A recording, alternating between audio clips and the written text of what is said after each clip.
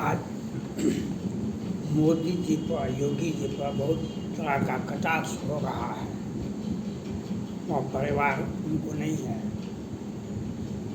परिवार नहीं है मोदी को भी, योगी को भी, लेकिन समाज के लिए हमने अपना परिवार छोड़ दिया। समाज कल्याण के लिए हमने परिवार को छोड़ दिया। अटल बिहारी शादी नहीं किए, जयप्रकाश नारायण अविवाहित ही रहे। एक क्रांति, संपूर्ण क्रांति 1977 में हुआ था। आज मोदी जी और योगी जी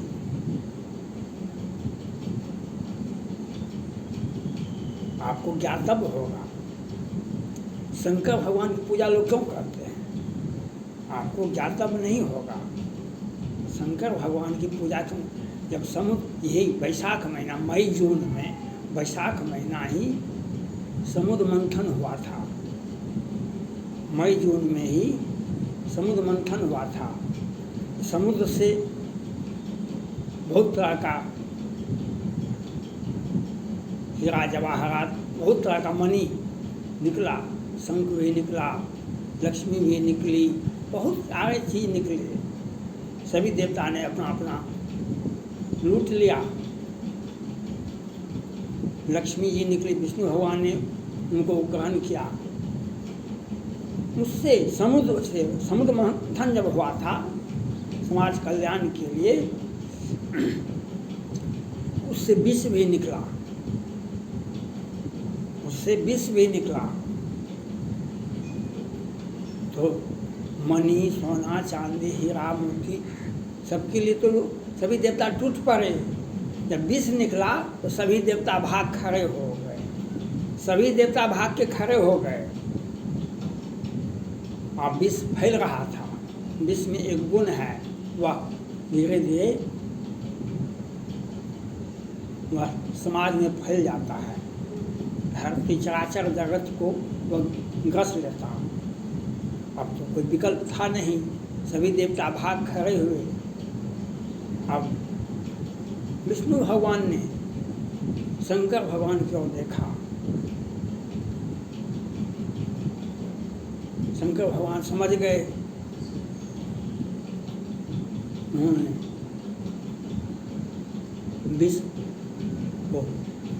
विषपान कर लिए। इसीलिए शंकर भगवान का एक नाम नीलकंठ है। उनका विष से उनका कंठ नीला हो गया था। समाज को बचाने के लिए शंकर भगवान ने विष पिया। समाज को बचाने के लिए शंकर भगवान ने विष पिया। इसीलिए आज जन जन के हिंदू तो 100% और क्रिश्चियन भी आप जाके देखिए, और दूसरे धर्म के लोग भी आज काशी विश्वनाथ हो कि देवघर हो कि अयोध्या हो कि कहाँ भी कहाँ हो, आप देखिए शंकर भगवान के मंदिर में कितना भीड़ हो जाता है। सावन महीना देखते हैं, क्यों? समाज कल्याण के लिए विष बमन किए थे, विष पी लिए थे शंकर भगवान ने। आज मोदी और योगी ने समाज को, देश को बचाने के लिए परिवार को छोड़ दिए, परिवार की चर्चा भी नहीं किए। आप उसको मजाक बना सकते हैं। अगर मोदी नहीं होती तो गुजरात और पश्चिम बंगाल में क्या हो रहा है, दिल्ली में केजरीवाल ने क्या नहीं किया। 2 बार 22 में दंगा करवाया, सरतन से जुदा करवाया, शाहीन बाग बनाया, और सरकार की सारी संपत्ति को लोगों में, जो वोट बैंक देगा, वोट हमको देगा, उसको बांट देते हैं। हिंदुओं को नहीं बांटते हैं। एक एक व्यक्ति को 20,000 40,000, मौलाना को जो नमाज अदा करते हैं, जो अपना कर्तव्य, अपना धर्म का काम करते हैं, उनको 20,000 40,000 वेतन बांट दिए। और ये हिंदू लड़की और लड़का का दिन उजाले में गोली मारी जाती थी बीच सड़क पर। आप श्रद्धा को बम्बई से ला कर 35 टुकड़े में बांट दिया गया। लेकिन केजरीवाल जी कहाँ गए? पढ़ाए नहीं उस वक्त, फांसी की सजा का रिकमेंड करवाए दिल्ली पुलिस से, लेकिन ये निर्भया के लिए बेचैनी था कि निर्भया के हत्यारों को हम फांसी दें, क्योंकि रात में अंधेरे में हत्या हुआ था। दिन के उजाले में जब दिल्ली में हत्या होती थी तो केजरीवाल जी मौन धारण कर लेते थे, और वह व्यक्ति क्या राजनीति करेंगे। आज बहुत सारे राजनीतिक दल बोलते हैं जो मोदी का हमारी सत्ता आएगी तो हम मोदी को जेल भिजवा देंगे। मोदी पारिवारिक आदमी नहीं है। मोदी अगर सत्ता में आता है तो संविधान बदल देंगे। संविधान अमेंडमेंट मांगता है, संविधान में संशोधन करने की प्रक्रिया है। सैकड़ों बार संविधान में संशोधन हुआ है। संविधान हमारा में संशोधन होता है और होता रहेगा। लेकिन आपने जो संदेश दिया, जो रामायण की भी व्याख्या करते हैं, हम कसम राम का खाते हैं, हम राम मंदिर नहीं जाएंगे, हम रामायण का एक तरफ राम का अयोध्या में पदार्पण हो रहा था, राम का भव्य ऐतिहासिक मंदिर बन रहा था, एक तरफ रामायण को जलाया जा रहा था, रामायण की व्याख्या की जा रही थी, तरह तरह का रामायण को जलाया जाता था, रामायण पर प्रश्न उठाया जाता था। और एक तरफ ये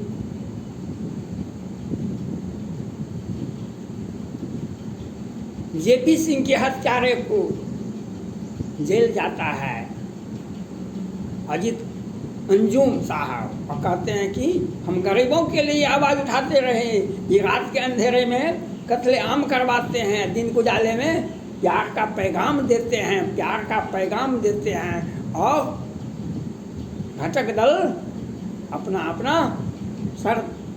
अब 90 से 5 तक में देखिए कितना हत्या हुआ है। क्यों?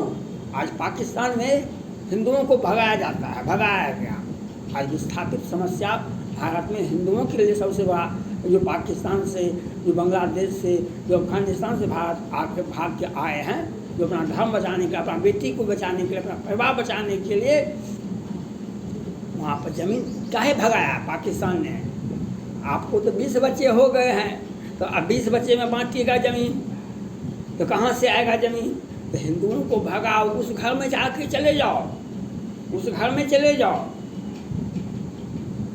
हिंदुओं को भगा। तो वह बिहार में भी हुआ, ये पूरे भारत में, छत्तीसगढ़ में भी हुआ, वे बिहार में भी खूब हुआ। और देश में ये जो क्षेत्रीय पार्टियां हैं, कोई भी पार्टी हो, क्षेत्रीय पार्टी है, ये पश्चिम बंगाल का ही देन है, ये बिहार का ही देन है, ये उत्तर प्रदेश में समाजवादी पार्टी, उनका इतिहास उठाकर देखिए। बिहार में आडवाणी जी को गिरफ्तार किया गया था, और उत्तर प्रदेश में कार सेवकों पर गोलियां चलाई गई थी। कितने लोग मारे थे। हिंदू कोई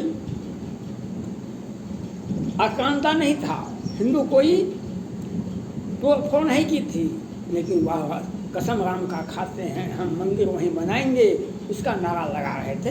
अपराध उनका ये था। और आज पूरे भारत में ये उद्धव ठाकरे की शिवसेना, वो महानगर पालिका में उनका बहुत दिनों से सत्ता रहा है। दिल्ली के तख्ता देखते चले थे। सुशांत सिंह राजपूत को कंगना रनौत प्रकाश अपमानित किया गया था, और क्या 1000 करोड़ का रश्मि ठाकरे का संपत्ति का जांच किया जाए और संजय राउत के संपत्ति का जांच किया जाए तो दिखाई पड़ता है। तो जो सत्ता में आ गए, इनकी संपत्ति की जांच देखने में आप भाग जाएंगे, क्योंकि ये इनकम टैक्स इनका परिवार नहीं जानता था, लेकिन सत्ता में आ गए। रावण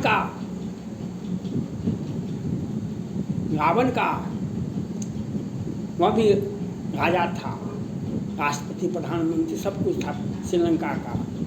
भगवान राम भी अयोध्या के राजा थे। एक